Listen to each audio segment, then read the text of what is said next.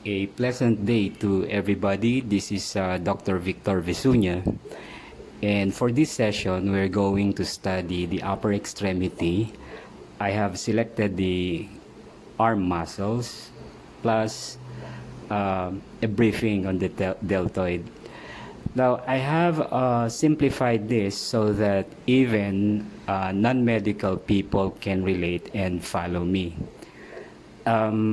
Ito po ay isang anatomic model na aming ginagamit sa pagturo ng gross anatomy. Ang upper extremity ay nagmumula, this starts from the shoulder joint, which we call the glenohumeral joint, okay, and up to the tip of your fingers, okay. Now, it is said to be one of the most mobile, or siya yung pinakalagi nating ginagalaw sa buhay natin for obvious reasons. And also, yung tinatawag nating shoulder joint, this is due to the shoulder joint, attributed yan sa shoulder joint kasi kukonti lang yung mga ligaments tsaka mga tendons nyo dyan to make it more, yung to move in all directions, almost all directions. But in so doing, this is also prone to a lot of injuries. So be very careful with your shoulder joint. In fact, hindi ganun kalakas yung mga articulations dyan. Kaya karaniwan sa mga nagbubuhat, ito yung nadadali, nagkaka-injury. Now let's start with the so-called deltoid muscle. Siguro naman alam niyo na ang lahat ng deltoid. This is what keeps the shoulder, or what gives the shoulder its yung magandang form, no? Kasi lalo na pag fit kayo and matambok ito,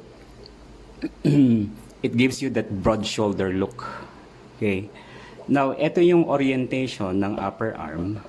Ito yung simula sa hand area. No, pag nakaharap yung hand area, ito yung tinatawag na anterior portion. That is the anterior portion, reference yung face niyo. And then posterior portion, ito yung elbow joint. No? Now, the anterior portion of the upper extremity is more or less involved with the movements, flexion movements. So meaning yung mga bending movements. Best example will be your bicep curls, no? And then yung posterior portion, yun naman yung responsible for extension movement. So yung straightening up lang inyong movements, which is best exemplified by your triceps push down.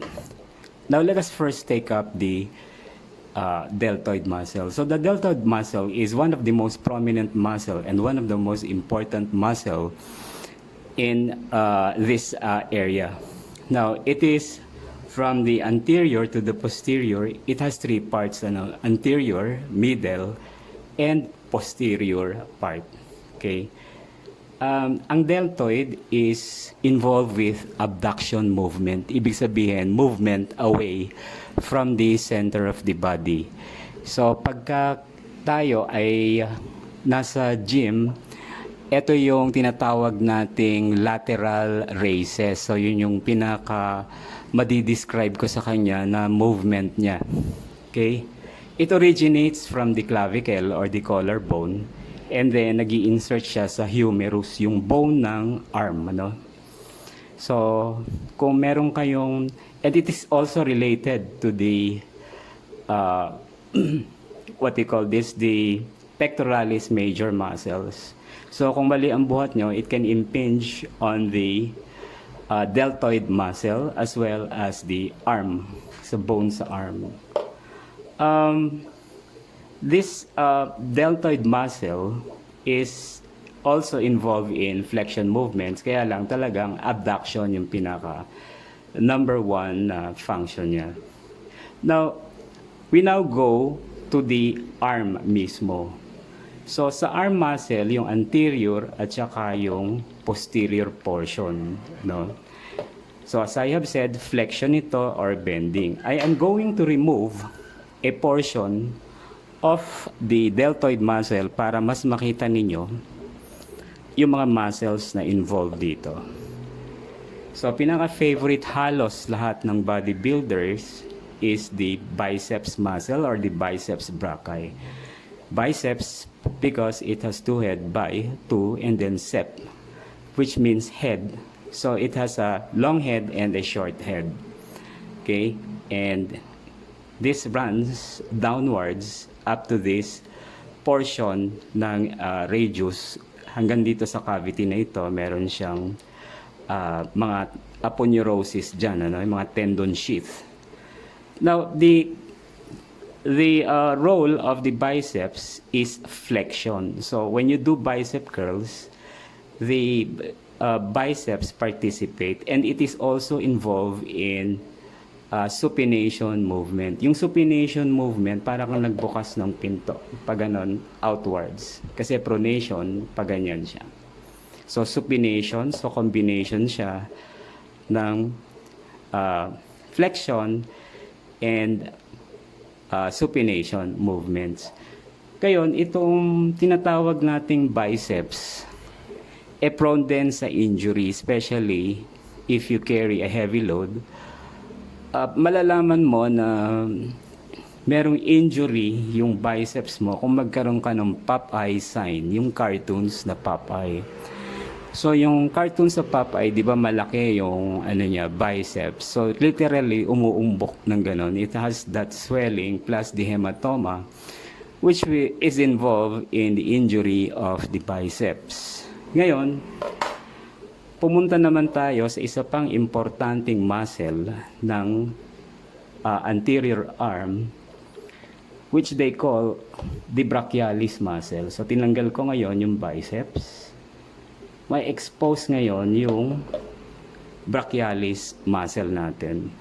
So, the brachialis muscle is the strongest flexor muscle of the arm. In fact, this is more stronger than your biceps. Bakit? Kasi pure flexion siya. Unlike yung biceps, nahahati pa sa flexion and supination.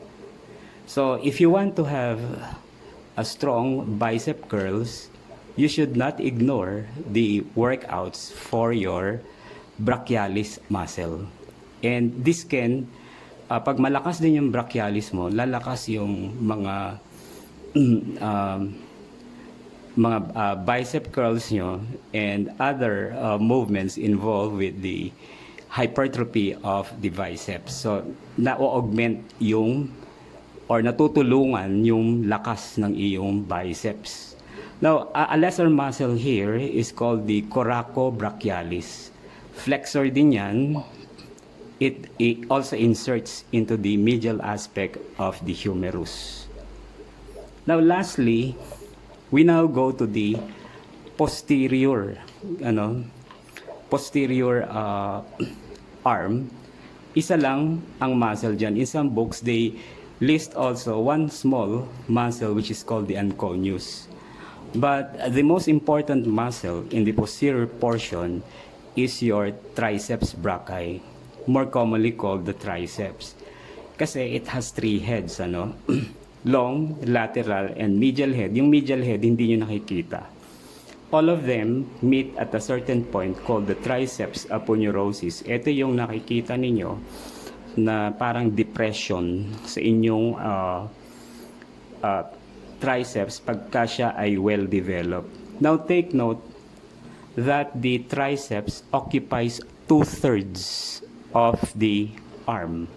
So, siya yung pinakamalaking lumalabas dito. And for you to have big arms, first, you should develop the triceps plus the brachialis, and the biceps will follow sa enlargement or hypertrophy. Okay? So, these are the muscles of the deltoid area and the arm area na hopefully meron kayong natutunan. Again, this is Dr. Victor Visunya. Please subscribe to my channel for more fitness-related vlogs and posts. Thank you very much.